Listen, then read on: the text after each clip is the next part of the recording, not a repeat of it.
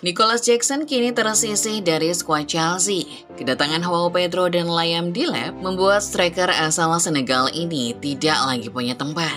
Kalau dibandingkan dua nama tadi, Jackson jelas kalah kualitas. Finishing ex Villarreal selama ini menjadi sesuatu yang dikhawatirkan banyak fans Chelsea. Namun entah mengapa, Chelsea justru berhasil melego Jackson dengan harga selangit. Jackson dilepas ke Bayern dengan skema pinjaman, tetapi tetap dengan bandrol yang sangat mahal. Apa rahasia Chelsea bisa menjual penyerang sebusuk Jackson dengan harga tinggi? Starting 11 Moment kali ini akan mencoba menganalisis bagaimana Chelsea bisa menjual Jackson dengan harga selangit ke Bayern Munchen. Simak video ini sampai tuntas.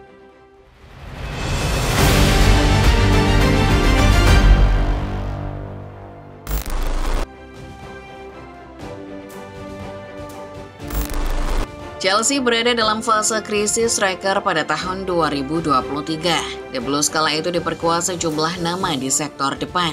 Mereka antara lain Pierre-Emerick Aubameyang, Kai Havertz, Armando Broja, dan David Datro Fofana.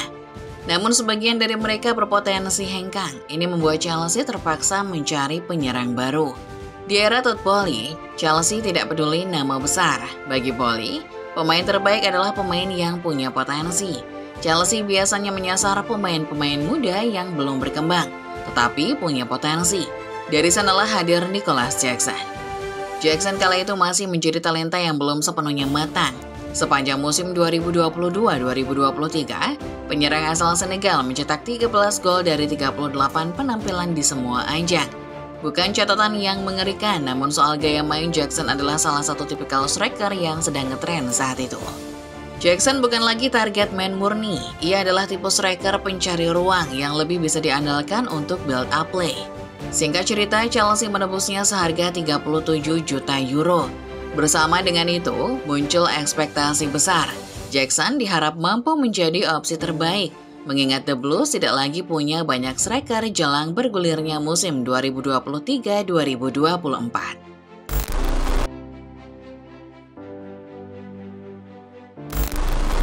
Sayangnya, dua musim membela Panji The Blues, Jackson gagal memenuhi ekspektasi tinggi fans. Seolah dihantui masa lalu, fans Chelsea kembali melihat klubnya mendatangkan seorang striker yang gagal. Jackson tidak produktif, kegemarannya membuang-buang peluang emas. Menjadi masalah serius Chelsea era Mauricio Pochettino sampai Enzo Maresca.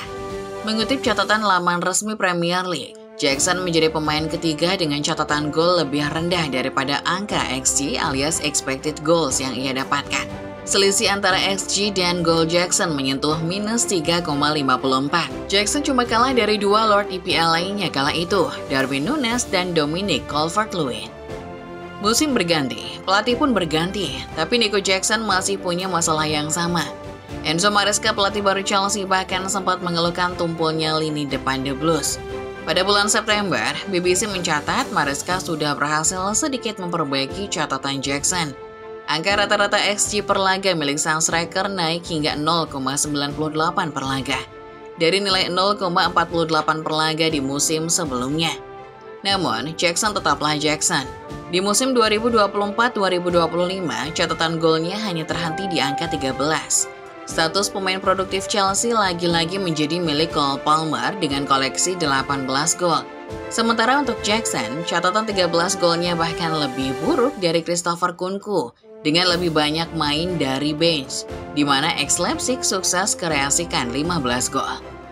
Nama Jackson juga tidak ada dalam top 10 daftar pencetak SC dan XE alias expected goals dan expected assist terbanyak IPL musim lalu. Saat Muse merangkum, Jackson hanya mencatat angka 14,26 kombinasi XE dan XG. Ini membuat Jackson ada di urutan ke-18 sebagai pemain yang paling minim menciptakan ancaman ke gawang lawan, baik menciptakan gol maupun assist.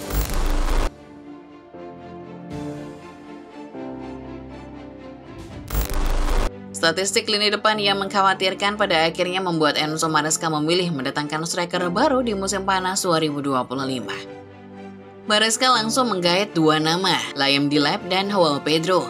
Nama terakhir berhasil menunjukkan impact instan lewat kontribusi positifnya di ajang Piala Dunia antar klub. Profil Delap sebagai goal getter yang produktif, serta Joao Pedro yang mobile tapi tetap ganas, praktis membuat Jackson tersisih. Tampaknya tidak ada tempat lagi buat sang striker di skuad Chelsea. Jackson pun masuk daftar jual.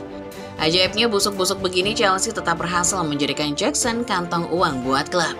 Terlepas drama transfer yang sempat terjadi, Jackson berhasil dijual seharga total 70,5 juta pound atau sekitar 80 juta euro. Harga yang sangat fantastis untuk seorang striker.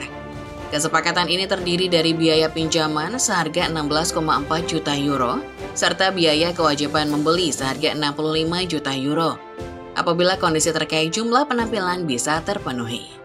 Biaya peminjaman 16,4 juta euro tentu termasuk mahal. Angka ini bahkan memecahkan rekor sebagai nilai peminjaman termahal sepanjang sejarah. Sementara itu, harga 65 juta euro yang dimasukkan juga bisa dibilang cukup mahal.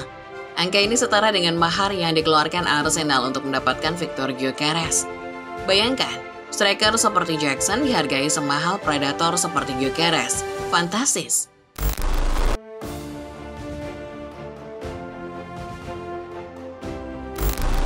Dengan statistik dan statusnya yang jauh dari kata tajam, kita semua tentu heran mengapa Jackson bisa dijual sangat mahal.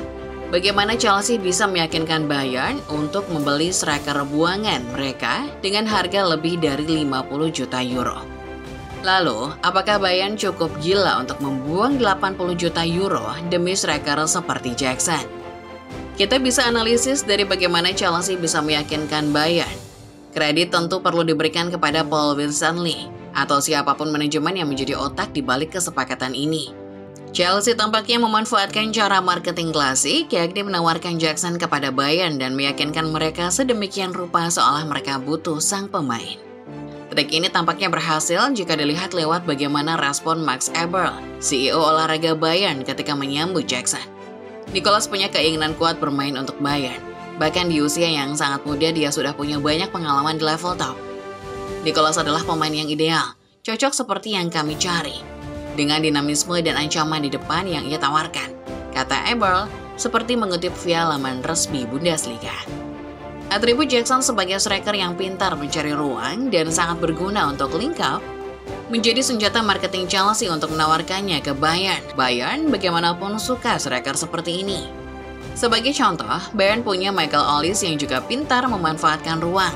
Harry Kane, striker andalan Bayern, juga punya atribut demikian. Selain menjadi goal getter, Kane kadang berani turun dan ikut terlibat build up, sama seperti Jackson. Hanya saja, untuk urusan finishing, Jackson memang berada di level yang berbeda dengan Kane dan Olise.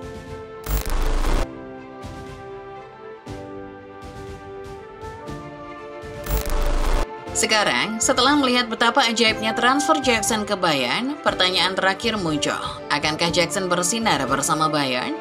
Peran seperti apa yang akan ia mainkan di klub Bundesliga ini? Lewat jawaban Max Eberl, kita sedikit banyak bisa tahu apa yang akan Bayern rencanakan pada Jackson. Eberl bilang Jackson akan menambah variasi serangan. Ini berarti Bayern mungkin akan memainkan dua skema berbeda, menyesuaikan lawan yang dihadapi. Skema pertama, memasang Harry Kane di laga yang membutuhkan target man. Lalu skema kedua, memasang Jackson untuk laga yang lebih membutuhkan striker tipikal link up. Nah, kalau Jackson gagal bersinar di Chelsea, bisakah dia bersinar bersama Bayern? Jawabannya tentu saja. Ingat, Bundesliga adalah kompetisi yang tidak seintens Premier League. Jadi kalau Jackson gagal di IPL, bisa jadi Bundesliga adalah pelabuhan yang tepat karena tidak terlalu menguras fisik seperti IPL. Kemudian di Bayern, Jackson punya kesempatan belajar dari seorang striker tipikal predator murni, Harry Kane. Di Chelsea, Jackson tidak punya rekan segacor Kane. Maka dari itu ketika ia kesulitan dalam hal finishing, Jackson mungkin bisa meminta saran dari Kane untuk memperbaiki catatan buruknya di depan gawang lawan. Akhir kata, transfer Jackson ke Bayern adalah salah satu transfer aneh yang membuat kita semua keheranan. Saat itu status Jackson masih menjadi pemain pinjaman. Namun bukan berarti Jackson tidak bisa bersinar di Bundesliga. Jika itu terjadi, bukan tidak mungkin Bayern akan langsung mengunci kesepakatan senilai 80 juta euro untuk striker satu ini. Kalau menurut kalian football lovers, siapa yang paling diuntungkan dari kesepakatan transfer Jackson ini? Apakah Bundesliga dan Bayern adalah destinasi yang tepat untuk Jackson berkembang? Komen di bawah ya. Jangan lupa like kalau kalian suka videonya, subscribe channel Sorting 11 Moment, dan tekan loncengnya supaya kalian bisa selalu mengikuti update terbaru dan menarik seputaran sepak bola setiap harinya dari channel ini. Terima kasih dan sampai jumpa.